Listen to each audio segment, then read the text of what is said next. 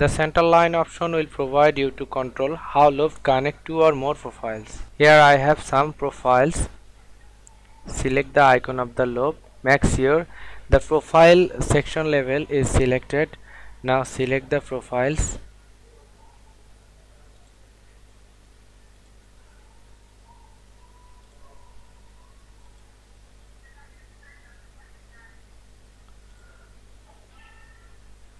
The sketch that leads the loop profile one to other is called centerline.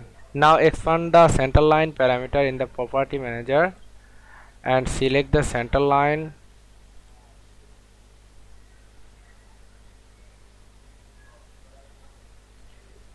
Now click OK.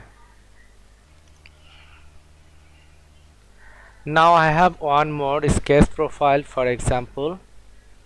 Now click the icon of the load post and select the profiles. As I select the center line, a preview will update to show the result. Now expand the center line parameter in the property manager and select the center line. If you wish to show how the profile changing along the center line, you can click the eyeglasses icon of the property manager and cycle through different cross section along the center line. Now click OK to finish.